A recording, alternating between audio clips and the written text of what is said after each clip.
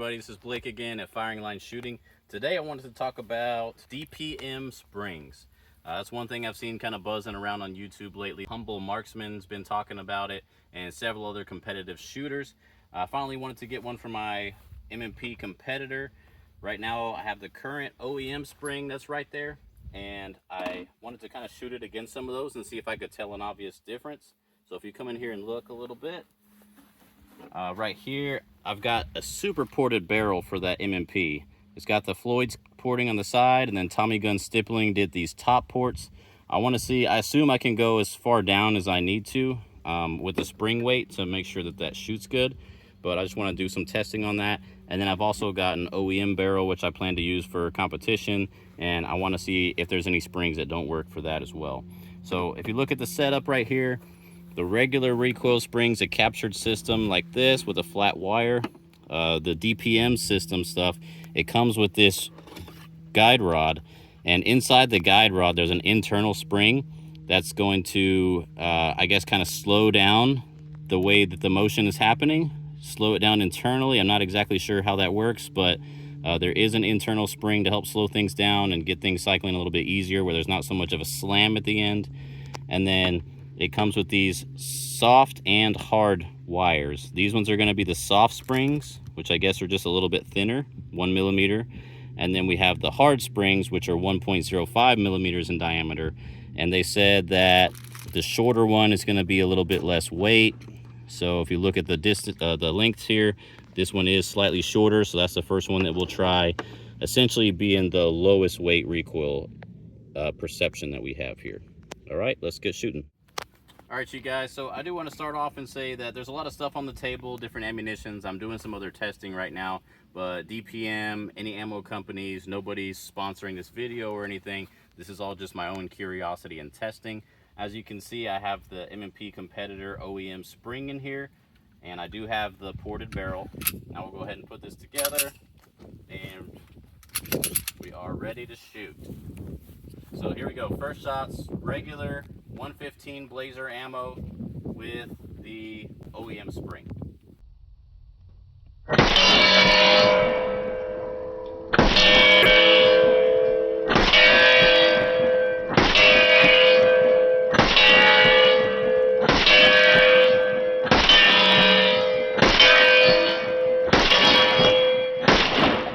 Alright, so there was 10 shots with the OEM spring.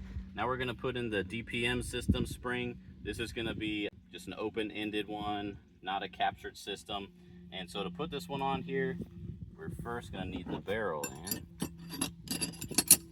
And then this part is a little bit finicky. You got to put this in here, and then you got to try and keep everything lined up. Put it right into the end, and then we can get it to stay right there. So here we go with the softest DPM recoil spring. 10 rounds with the new recoil spring.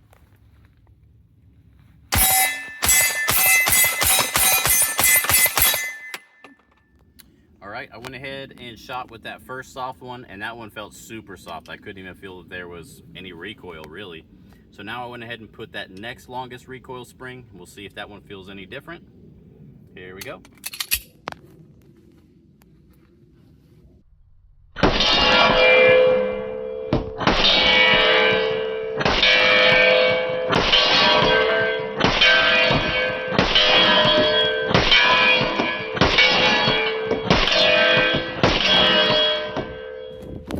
I did shoot that last one, the second soft spring, and it felt pretty decent, but it didn't feel as good as the first one. With the hard springs, there was a gold colored one, and then there was a silver colored one. This is the gold colored one that I put in there because it's a little bit shorter, so to me that makes the most logical sense moving up. And here we go.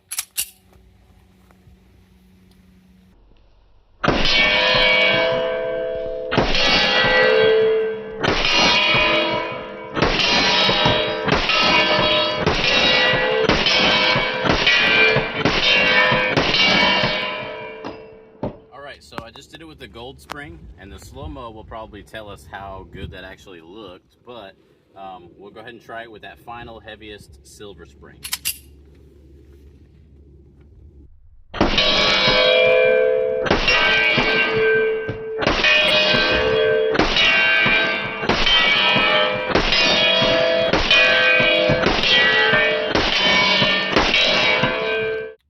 right, I am just super curious now. I want to see with 124s and my regular unported competitive barrel, what the different spring weights will do. So I'm going to start with the stock spring, the OEM spring, and then go from the heaviest to lightest springs with 124 Super Vel ammunition, and we'll see if anything feels better with this one. Whatever feels best here is probably what I'm going to compete with.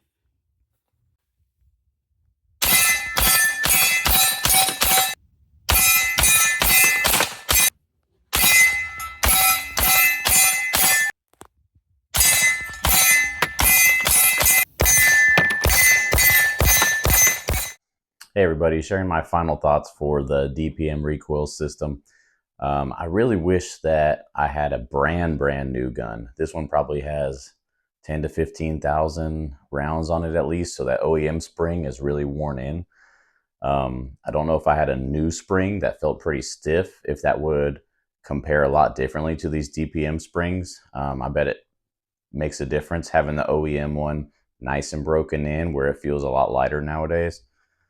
Maybe it's something I can get a new recoil spring and see how that one feels in comparison. I know I tried like the carry comp with the metal frame recently, and that one felt awful. And that might be because that recoil spring is so new and not broken in like the one I have now.